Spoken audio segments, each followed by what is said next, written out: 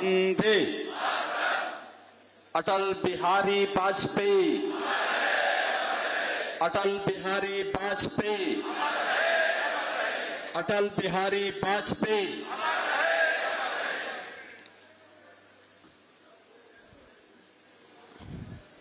भारत के पूर्व प्रधानमंत्री, भारत रत्न स्वर्गीय अटल बिहारी वाजपेयी जी की 8वीं पुण्यतिथि के अवसर पर आयोजित आज के इस साहित्य संध्या कार्यक्रम के अवसर पर इस पूरे कार्यक्रम के आयोजक और संयोजक, प्रदेश सरकार में मंत्रिमंडल के मेरे वरिष्ठ सहयोगी, उप मुख्यमंत्री श्री ब्रजेश पाठक जी, कवि, साहित्यकार और पद्म सम्मान से सम्मानित श्री अशोक चक्रधर जी,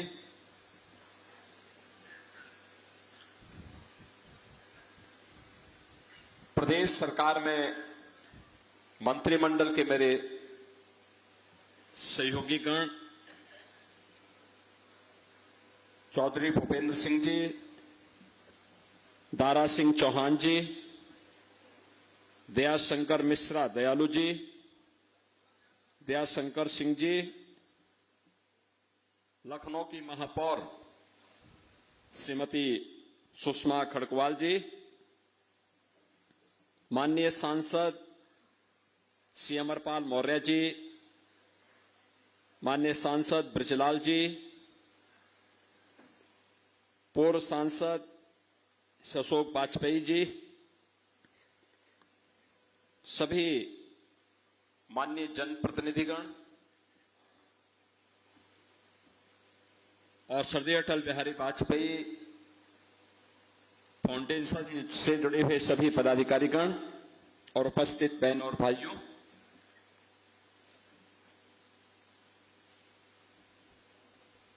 मैं सबसे पहले स्वर्गीय अटल जी की 8वीं पुण्यतिथि के अवसर पर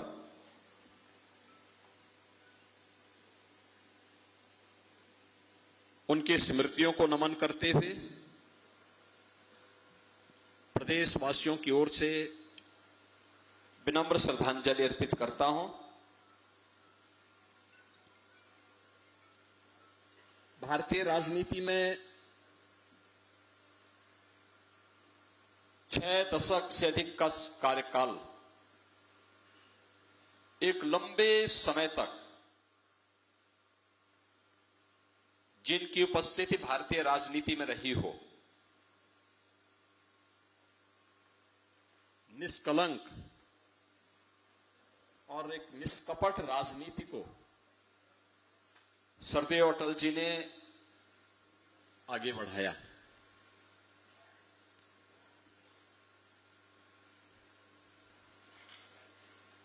राजनीति केवल सत्ता प्राप्त करने का माध्यम नहीं, राजनीति सेवा का, समर्पण का, मूल्यों और आदर्शों पर आधारित होनी चाहिए, ये आग्रह स्वर्गीय अटल जी का रहा है। और यही कारण रहा है कि किसी भी दल के लोग रहे हों, किसी भी पक्ष के लोग रहे हों, उन्होंने सदैव स्वर्गीय अटल जी की मुक्त कंठ से प्रशंसा की है।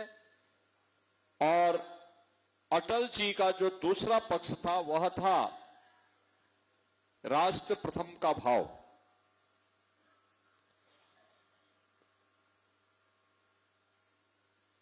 यानी अगर देश का हित महत्वपूर्ण है और देश के हित से जुड़ी भी कोई बात किसी ने भी कही है, तो उन्होंने दल के हित को तिलांजलि देकर के देश के हित में निर्णय लिए। याद करिए, आज आपके सामने वो दृश्य देखने को मिलते होंगे। जब दल बनते हैं, टूटते हैं, गठबंधन बनते हैं, टूटते हैं।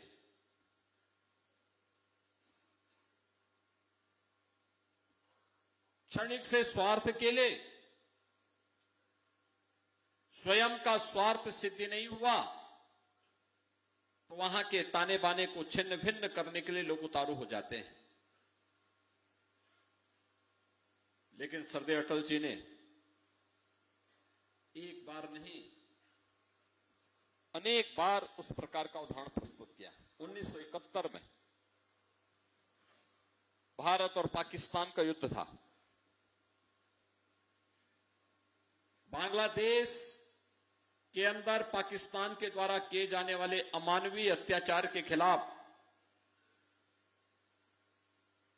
पूरे देश की एकता दिखनी चाहिए थी। सरदार अटल बिहारी वाजपेयी जी सामने आए।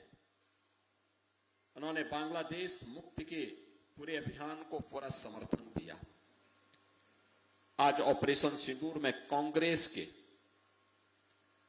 अभद्र और अशिष्ट आचरण को देख करके, सेना पर उंगली उठाने को लेकर के जब प्रश्न उठते हैं तब इनकी राष्ट्र निष्ठा पर भी संदेह होने लगता है।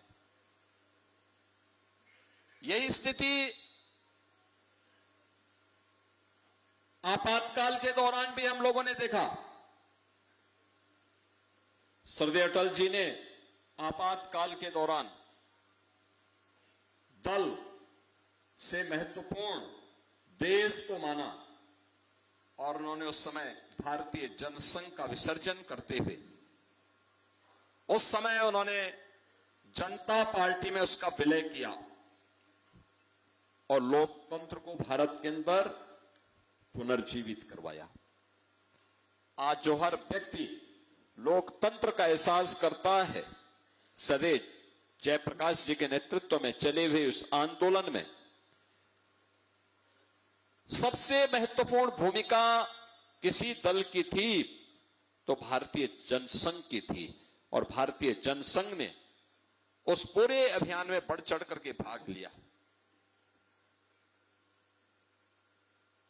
इसके बाद भी जब भी आवश्यकता पड़ी, हर उस अवसर पर उन्होंने, हमें याद है जब एक बार भारत की 1989 के बाद जब आर्थिक रूप से भारत की स्थिति काफी डावाडोल हुई थी, उन स्थितियों में दुनिया के मंचों पर भारत का प्रतिनिधित्व और भारत के पक्ष को मजबूती के साथ कौन रखेगा? नेता विरोधी दल के रूप में अटल जी को दायित्व दिया गया। लोगों ने उनसे पूछा कि भाई विरोधी दल का काम तो सत्ता पक्ष पर आरोप प्रत्यारोप करना होगा, आप कैसे भारत का प्रतिनिधित्व कर पाएंगे? उन्होंने कहा नहीं, ये मेरे देश से जुड़ा हुआ मुद्दा होगा, वैश्विक मंच पर भारत के हित में जो मुद्दा होगा मैं वही बात वहां पे कहूंगा। और सरदार अटल बिहारी वाजपेयी ने दुनिया के अंदर, दुनिया के मंचों पर भारत को प्रतिनिधित्व देकर के नेता विरोधी दल के रूप में भी देश के हितों को ही संरक्षित देते हुए वहां पर अपने वक्तव्यों को रखा था।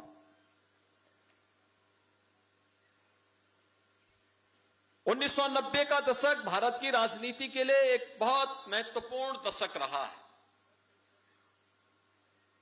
अस्थिरता का एक दौर चला था। राजनीतिक अस्थिरता लोकतंत्र के लिए सबसे खतरा होता है। सुशासन के मार्ग में सबसे बड़ी बाधा होती है।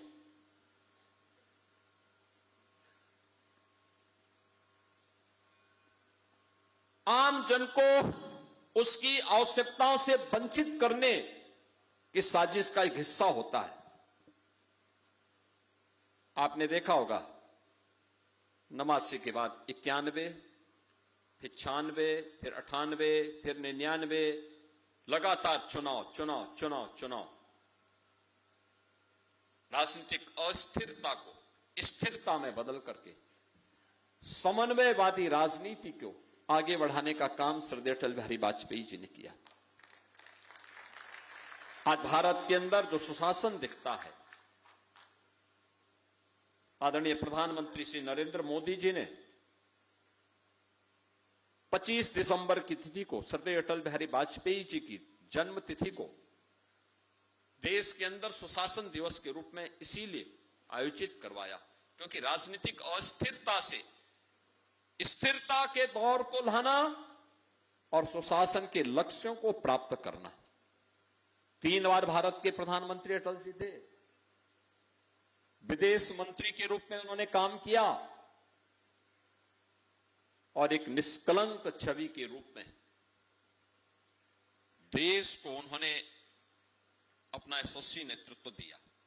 कारगिल युद्ध में अटल जी के बारे में जो कहा जाता था कि कवि हृदय हैं, सहज हैं, सरल हैं, ये युद्ध लड़ पाएंगे। तो अटल जी ने कारगिल युद्ध के दौरान अपने दृढ़ इच्छा शक्ति का परिचय देकर के दुनिया को भारत का लोहा मनवाया था। याद करिए, उस समय अमेरिका के राष्ट्रपति भारत को बार बार कहते थे कि नहीं, आप एक बार अमेरिका आइए, भारत और पाकिस्तान मिलकर के इसका समाधान निकालें। अटल जी ने कहा, मैं भारत तब तक नहीं छोड़ सकता जब तक एक भी दुश्मन भारत की धरती पर रहेगा, भारत की सीमा के अंदर रहेगा। और पाकिस्तान दुम दबा करके कैसे जान की भीख मांगता था अमेरिका के अंदर, ये गिरा रहा था, ये दुनिया ने देखा है। ये अटल जी की दृढ़ इच्छा शक्ति का परिचय कारगिल युद्ध के दौरान भी देश ने देखा है।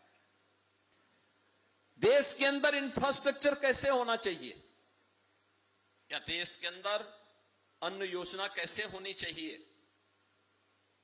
देश के ग्रामीण क्षेत्र की अर्थव्यवस्था के लिए क्या कुछ किया जाना चाहिए, ये सब कुछ देन अटल जी की है। अटल जी ने अपने सार्वजनिक जीवन की शुरुआत डॉक्टर श्यामा प्रसाद मुखर्जी जी के साथ प्रारंभ किया था। कश्मीर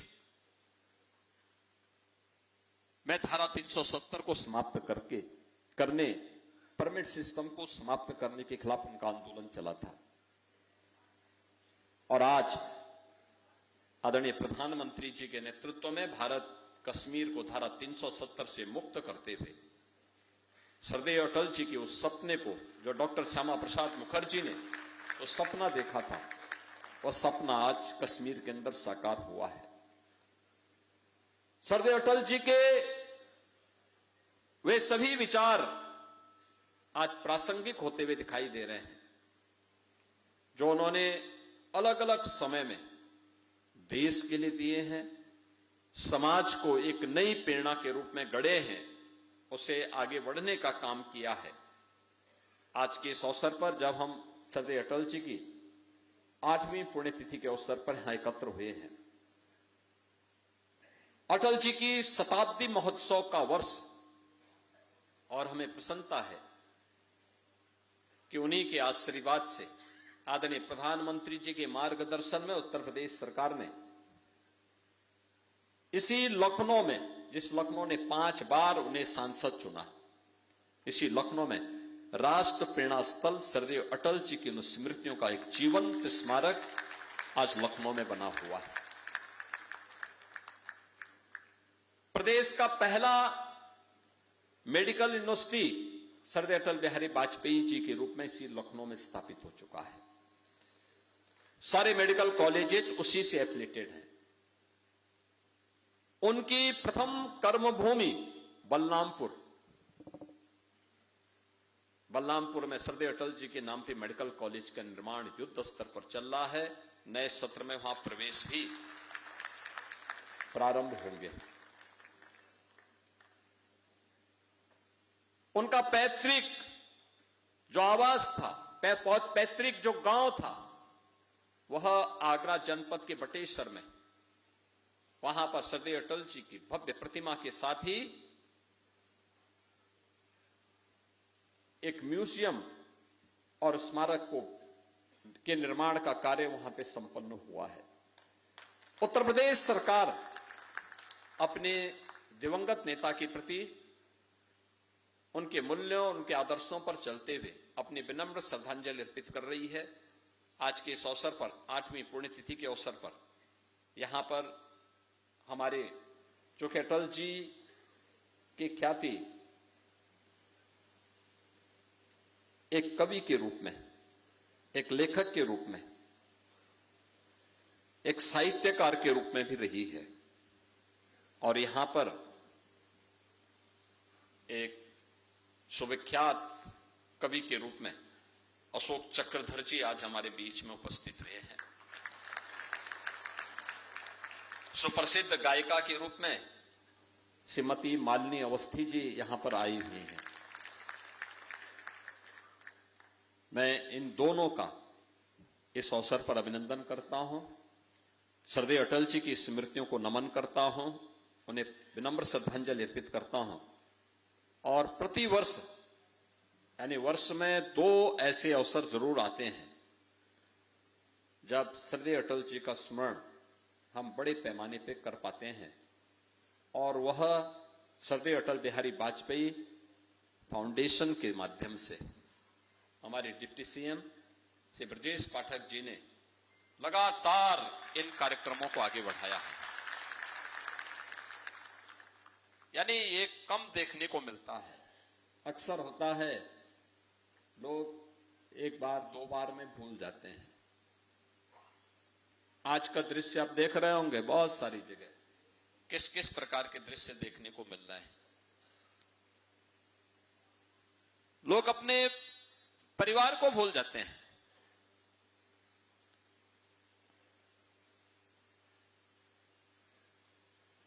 इस प्रकार के न्यूज हमें देखने को मिलते हैं। अपने विचार परिवार से जुड़े हुए और अपने ऐसे सरदेव नेता जिन्होंने लखनऊ को, देश को एक पहचान दी हो, उस पहचान को इस कार्यक्रम के माध्यम से एक नई ऊंचाइयां प्राप्त हो रही हैं। मैं इस अवसर पर श्री ब्रजेश पाठक जी को, पूरे फाउंडेशन को इसके लिए हृदय से धन्यवाद देता हूं कि वह सरदेव अटल जी की स्मृतियों को इन कार्यक्रमों के माध्यम से अलग अलग साहित्यकारों को, कलाकारों को, कवियों को यहां आमंत्रित करके सरदेव अटल जी की स्मृतियों को जीवंत बनाए रखते हैं। मैं इस अवसर पर इस फाउंडेशन को भी हृदय से धन्यवाद देते हुए अपनी वाणी को विराम देता हूं। धन्यवाद। जय हिंद।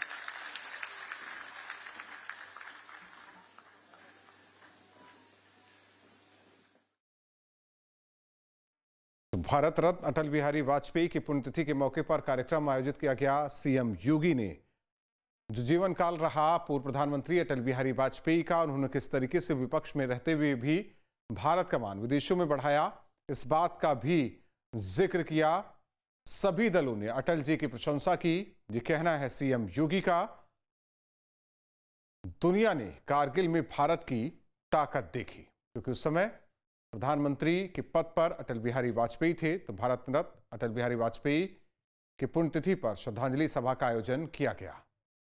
तो दल से ऊपर देश को उन्होंने महत्व दिया। सभी दल के नेता उनकी इज्जत करते थे।